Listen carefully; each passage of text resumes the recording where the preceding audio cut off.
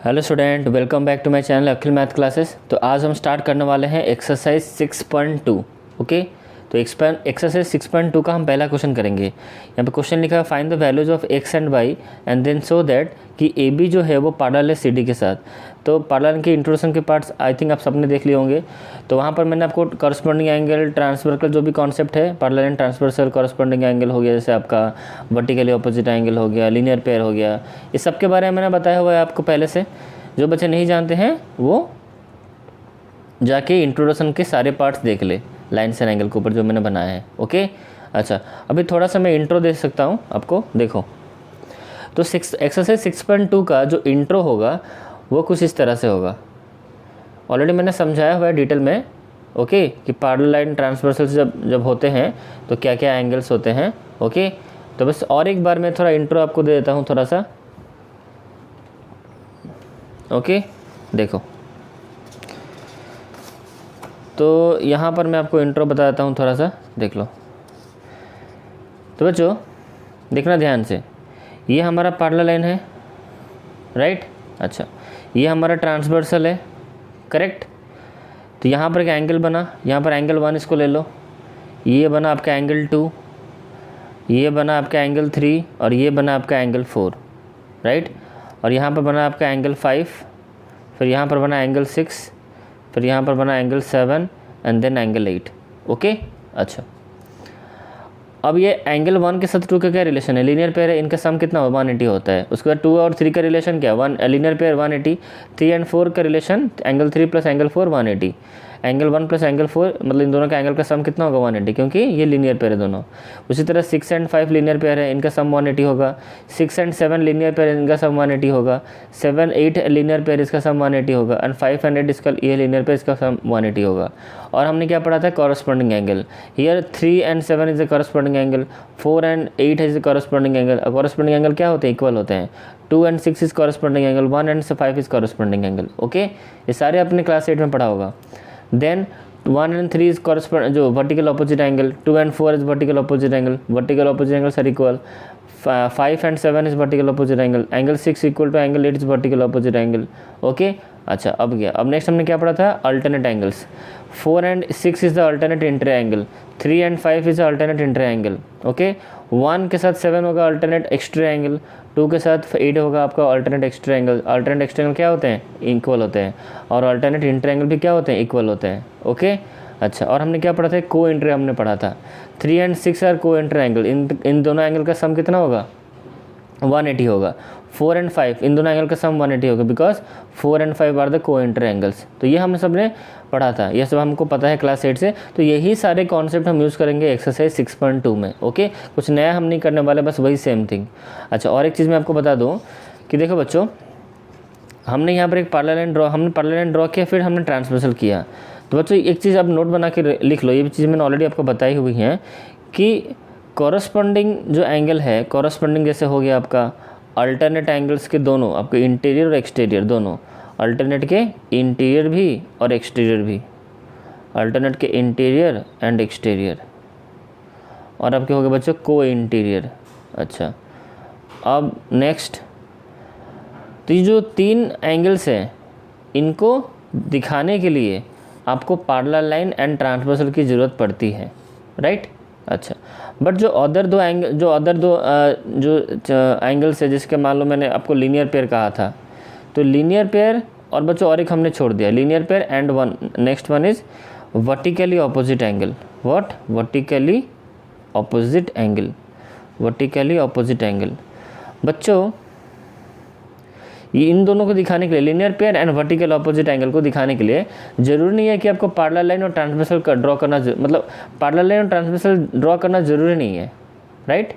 आप चाहो तो लीनियर पेयर को ऐसे भी करके एक लाइन यहाँ पर दे सकते हो, ऐसे यहाँ पर एक रे बना दो, तो this angle and this angle are the linear pair. ये दोनों एंगल आपको क्या है? लीनियर पेयर है। और वर्टिकल ऑपोजिट एंगल के लिए भी आपको पैरेलल लाइन और ट्रांसवर्सल की ज़रूरत नहीं है। वर्टिकल ऑपोजिट एंगल के लिए भी कंपलसरी कि नहीं, मतलब चाहिए ही चाहिए कि पैरेलल एंड ट्रांसवर्सल होने से अब ये वर्टिकल ऑपोजिट एंगल दिखा सकते हो। अब चाहो तो 2 लाइन को इंटरसेक्ट करा दो, ये एंगल आपका क्या होंगे? ये दोनों आपका वर्टिकल ऑपोजिट एंगल है। फिर ये वाला एंगल और ये वाला एंगल क्या है? आपका वर्टिकल ऑपोजिट एंगल है, right.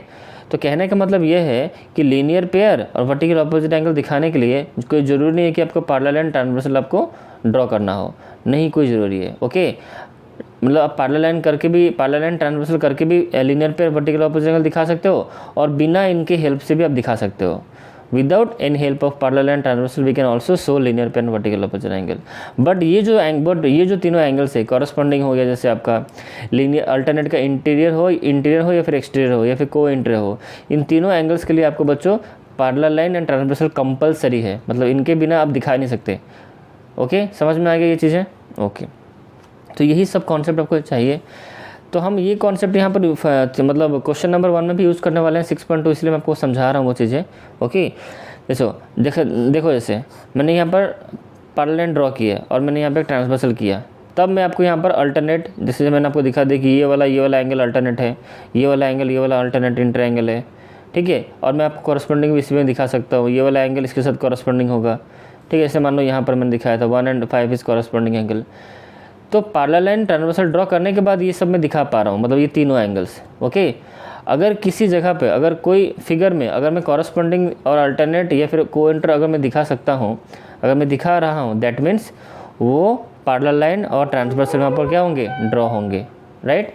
Parallel line and transversal के बिना हो ही नहीं सकता। अगर कहीं पर आपको कॉरस्पॉन्डिंग मैंने दिखा दिया कि दिस टू एंगल्स है कॉरस्पॉन्डिंग, इसका मतलब ज़रूर वहाँ पर पैरेलल लाइन और ट्रांसवर्सल होंगे ही होंगे। ओके, अच्छा, तो यही कॉन्सेप्ट यूज़ करके, मतलब कहने का मतलब पैरेलल लाइन ट्रांसवर्सल के बिना ये तीनों शो नहीं कर सकते। अगर मैं कहीं पर ये तीनों अगर शो कर रहा हूँ, इसका मतलब वहाँ पर ज़रूर पैरेलल लाइन और ट्रांसवर्सल होंगे ही होंगे, उसका कन्वर्स थ्योरम, राइट। अच्छा, अब यही कॉन्सेप्ट हम यहाँ पर यूज़ करने वाले हैं। देखो कैसे हमें एक्स एंड वाई की वैल्यू निकालनी है, कैसे निकालें देखो।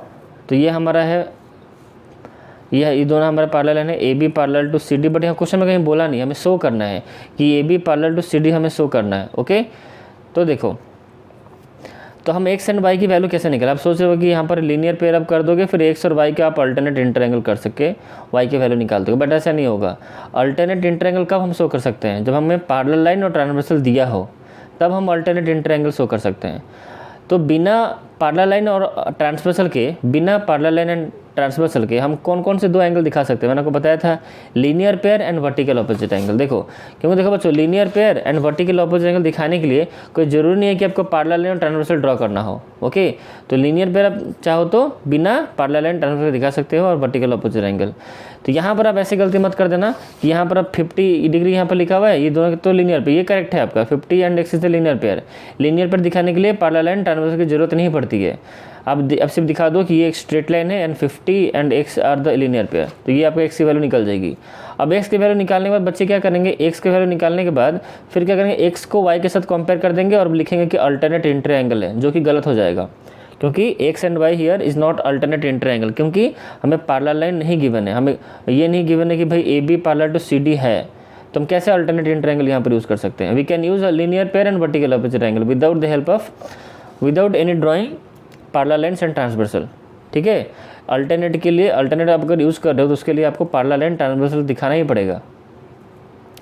तो हम कैसे वाई को फाइंड करें, सिंपल सी बात है। देखो, तो हमने 50, यहाँ पर ये आपका हो गया 50 डिग्री, तो ये 50 डिग्री और ये एक्स है, तो ये आप लीनियर पेयर शो कर दो, आपको एक्स की वैल्यू निकल जाएगी, राइट। और ये 130 डिग्री यहाँ पर गिवन है, ये 130 डिग्री, और ये वाई आपका वर्टिकल ऑपोजिट एंगल है। वर्टिकल ऑपोजिट एंगल के लिए तो हमें तो पैरेलल एंड ट्रांसवर्सल की जरूरत नहीं पड़ेगी, तो we can find the value of Y with the help of vertical opposite angle. तो ये आपका 130 डिग्री है, तो ये भी आपका 130 डिग्री ही होगा, क्योंकि ये दोनों क्या है, देखो ये एक लाइन है और यहाँ पर से एक लाइन आ रहा है, तो ये दोनों देखो आपस में यहाँ पर इंटरसेक्ट है, इसका मतलब ये दोनों एंगल आपको क्या होंगे, वर्टिकल ऑपोजिट एंगल, ठीक है। तो जैसे मैं एक्स एंड वाई फाइंड कर दूंगा, उसके बाद मुझे प्रूफ करना है कि ए बी पैरेलल होगा सी डी के साथ, वो हमें प्रूफ करना है। A B parallel to C D हमें क्वेश्चन में गिवन नहीं है, हमें वो दिखाना है। तो कैसे दिखाएं, तो चलो पहले हम एक्स एंड वाई को निकाल लें, देन हम A B parallel to C D, देखो मैं कैसे शो करता हूँ कि दोनों कैसे पैरेलल हैं। तो फर्स्ट अब हमें एक्स की वैल्यू निकालनी है, तो पहले यहाँ पर लिख लो, जैसे हमें क्वेश्चन में बच्चों यहाँ पर नेमिंग तो नहीं गिवन, हम नेमिंग यहाँ पर ले लेंगे। यहाँ पर जो 50 डिग्री है इसको आप एंगल 1 ले लो, और यहाँ पर x तो वैसे ही रह छोड़ दो, इसको यहाँ पर 2 ले लो, तो एंगल 2 ले लो इसको, x को, और ये जो y है इसको आप 3 ले लो एंगल, ये इसको 4 ले लो, राइट। तो यहाँ हमने नेमिंग ले लिया, ओके, नंबरिंग का नेमिंग ले लिया है। आप चाहो तो यहाँ पर लेटर का भी नेमिंग ले सकते हो, बट उसके लिए यहाँ पर आपको यहाँ इस जगह पे आपको आपको यहाँ पे एक लेटर और एक देना पड़ेगा, तब जाके इस एंगल को आप शो कर सकते हो 50 डिग्री को। तो वैसे मैं ना करते हुए, लेटर के यूज़ ना करते हुए, मैंने नंबरिंग नेमिंग का यूज़ किया है। ओके, तो मैं यहाँ पे लिख दूंगा कि एंगल 1 इक्वल टू 50 डिग्री। यहाँ मैंने लिखा एंगल 1 इक्वल टू 50 डिग्री, और एंगल 2 जो में है कितना है, वो x है आपका। ठीक है, ये दोनों हमें क्वेश्चन में गिवन है। ये क्या है, हमें क्वेश्चन में गिवन है। ओके, अच्छा, अब हम यहाँ पर क्या करेंगे, एंगल 1 इक्वल टू एंगल 2 हमें क्वेश्चन में गिवन है। अच्छा, अब हम यहाँ पे लिखेंगे एंगल 1 प्लस एंगल 2, इन दोनों एंगल का जो सम है वो कितना होगा, 180 डिग्री होगा। क्यों, क्योंकि ये लीनियर पेयर है। यहाँ पर रीजन लिखो लीनियर पेयर। तो एंगल 1 हमारा है कितना, 50 degree, plus angle 2 equal to 180 degree. तो angle 2 equal to 180 degree minus 50 degree, angle 2 equal to कितना हो जाएगा, 130 डिग्री। एंगल 2 की वैल्यू कितनी हो गई, 130 डिग्री। तो जैसे एंगल 2 निकल गया, एंगल 2 तो हमारा यहाँ पर निकल गया, मतलब एंगल 2 निकला मतलब हमारा एंगल x मिला, क्योंकि एंगल 2 जो है x y है। ठीक है, तो हम यहाँ पर लिख देंगे एंगल x हमें कितना मिला, 130 डिग्री निकल गया। तो x की वैल्यू हमें कितने मिली, 130 डिग्री। अब हमें y निकालना है, तो भाई x एंड y को अल्टरनेट इंटीग्रल नहीं ले सकते। ठीक है, हम इसका हेल्प लेंगे वर्टिकल अपोजिट एंगल का।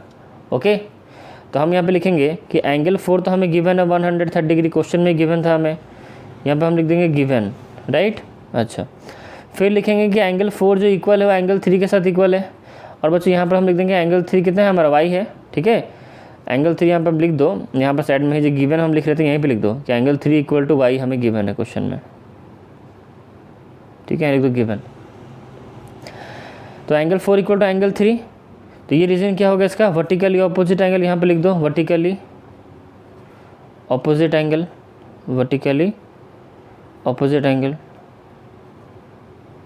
ओके, अच्छा, एंगल 4 इक्वल टू एंगल 3 हो गया वर्टिकल ऑपोजिट एंगल। इसका मतलब हमें कितना, एंगल 3 कितना मिला हमें, 130 डिग्री। तो एंगल 3 अगर 130 डिग्री है तो हमें y भी मिला, जो डायरेक्ट y लिख दो, एंगल मत लिखो, y इक्वल टू कितना लिख दोगे, 130 डिग्री। ठीक है, यहाँ पे एंगल मत लिखो, सिर्फ x लिखो और यहाँ पे सिर्फ y लिखो। तो y हमें कितना मिला, 130 डिग्री, और हमें यहाँ पे x मिला 130 डिग्री। ओके, समझ में आ गया। अब चलो यहाँ पर जैसे हमें x एंड y की वैल्यू हमें पता चल गया, तो हमें देखो x की वैल्यू आपका कितना है, 130 डिग्री, और y की वैल्यू कितना है, यहाँ पर देखो x की वैल्यू कितना है, 130, सॉरी यहाँ पर x की वैल्यू 130 डिग्री है और y की वैल्यू कितना है, 130 डिग्री। दोनों की वैल्यू सेम है, तो हम बोल सकते हैं भाई x और y दोनों सेम है। तो x जहाँ पर निकला इसको इक्वेशन 1 ले जाओ, और y की वैल्यू जहाँ पर मिला इसको इक्वेशन 2 ले जाओ। अब हमें ये देखते हैं कि भाई from 1 and 2 equation, from equation यहाँ पर लिखो, फ्रॉम इक्वेशन 1 एंड 2, हमें 1 एंड 2 से क्या पता चला, फ्रॉम इक्वेशन 1 एंड 2 हमें क्या पता चला कि भाई एंगल 2 जो एंगल x का वैल्यू 130 डिग्री है और एंगल y की वैल्यू कितना है, 130 डिग्री है, मतलब x एंड y दोनों सेम है। तो हमें फ्रॉम इक्वेशन 1 और इक्वेशन 2 से ये पता चलता है कि x and y is equal. हम बोल सकते हैं कि यहाँ पर जो एंगल x है वो एंगल y के साथ क्या है, इक्वल है। अगर angle x equal to angle y है, समझो इस चीज़ को, अगर angle x equal to angle y है, ठीक है, क्योंकि हमें देखो वैल्यू सेम मिला, ये 130 डिग्री 130 डिग्री, तो ये दोनों एंगल इक्वल क्यों है। मैंने रीजन यहाँ पे दे दिया, from equation 1 and 2 angle x equal to angle y, but यहाँ पे लिखोगे एंगल x जो है, angle x and angle y are alternate angles. ये क्या है आपके, अल्टरनेट इंटर एंगल्स है, आर अल्टरनेट इंटर एंगल्स। तो अगर x and y alternate inter angle है, इसका मतलब ए बी पैरेलल होगा सी डी के साथ। So therefore A B parallel to C D. बस यहाँ पे प्रूफ हो गया आपका। हमें इक्वेशन 1 और इक्वेशन 2 से पता चलता है कि x equal to angle y है। अच्छा, angle x equal to angle y क्यों हुआ, क्योंकि दोनों के वैल्यू सेम थे। बट और एक रीज़न क्या हो सकता है इसका, बट एंगल x और एंगल y तो आपका अल्टरनेट इंटर एंगल, इसलिए इक्वल हो गया वो। That means I B parallel to C D, क्योंकि अल्टरनेट इंटर एंगल जहाँ भी होगा वहाँ पर इसका मतलब पैरेलल और ट्रांसवर्सल होगा ही होगा। That means A B parallel to C D. बस इतना करके यहाँ पर लिख दो, देयरफॉर करते हुए लिख दो कि A B parallel to C D. अगर आप अल्टरनेट इंटर एंगल दिखा रहे हो, दैट मीन्स वहाँ जरूर पैरेलल होगा। तो यहाँ पर A B parallel to C D, just hands proofed. Okay, तो हमें एक्स एंड वाई की वैल्यू हमने निकाल लिया और ये भी दिखा दिया कि भाई देखो ए बी पैरेलल है सी डी के साथ, प्रूव हो गया। ठीक है, तो ये रहा आपका स्टेटमेंट और ये हमारा क्वेश्चन नंबर 1 सॉल्व हो गया है। ओके बच्चों, तो मिलते हैं नेक्स्ट वीडियो में, स्टार्ट करेंगे एक्सरसाइज 6.2 का क्वेश्चन नंबर 2। ओके, तब तक इस वीडियो में इतना ही, चलो बाय।